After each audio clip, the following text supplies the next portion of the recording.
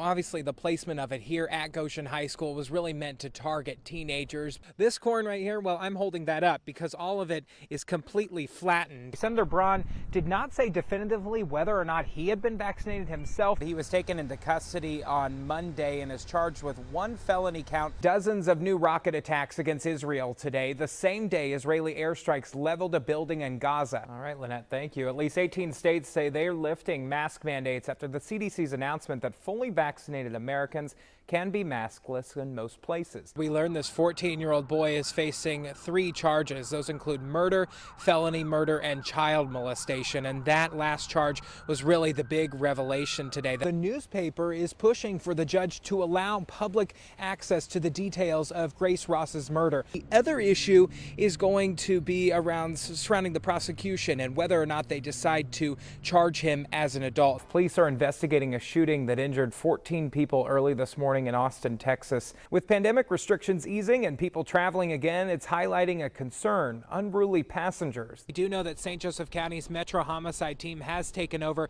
this investigation. We got that good weather, but we could really use some rain. I know. We had that story about the droughts earlier in the newscast. I know, and it's hard to get both. The debate has been raging around the U.S. Postal Service and whether it's equipped to handle the strain the November elections will put on the system. I'm going to go vote in person. And why is that? Oh, come on now. You cannot trust any of this nonsense. We wanted to know how long would it take for mail-in ballots to get to their destination, or if they'd get there at all. We contacted the St. Joseph County Clerk's Office to see what size envelopes they use to mail ballots and how much they weigh. Then we rented a post office box at the same post office the clerk's office uses. After all that, we took 100 envelopes and stuffed them each with 3 pieces of paper to mimic the weight and numbered each one. After a lot of licking, labeling, and stamping, we were ready to send them out. We sent some of them home with members of our staff, and the rest we mailed out from places across St. Joseph County. We started in Lakeville, then over to Walkerton, up to North Liberty, New Carlisle, South Bend, Granger, Mishawaka, and Osceola. We checked our P.O. box less than a week later, and all 100 envelopes made it to the post office. That was welcome news to St. Joseph County Clerk Rita Glenn, whose office is expecting mail-in voting like they've never seen before. There's definitely concerns, and the voters are concerned also. Yeah. You guys have been getting calls? Oh, inundated with calls. Glenn says her office has already received thousands of applications for absentee ballots. During our 15-minute interview, 33 more came in online.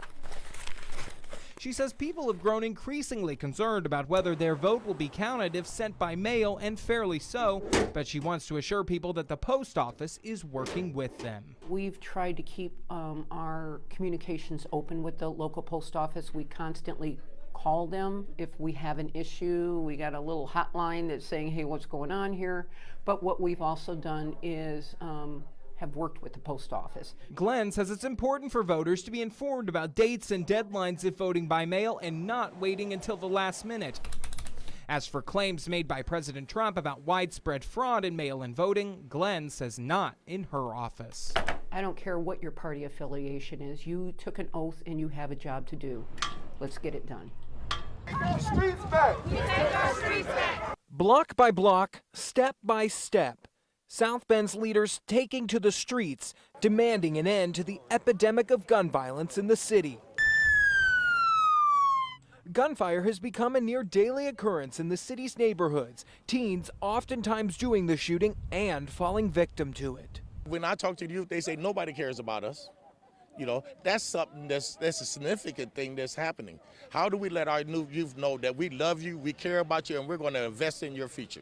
South Bend has witnessed more than a dozen shootings so far this month, one of them claiming a life earlier this week. What is it going to take? I mean, I feel like we've been here before, right? Last year was bad. We've done these sort of things. People have spoken out. What's it going to take to change? Well, this is not just happening here in South Bend. This is happening across the country. Gun violence is going up. It's an epidemic. You know, we got to bring hope to our people in our community. People got to know that they feel wanted and loved in this community. And in order to do that, it takes the community that takes back their neighborhood.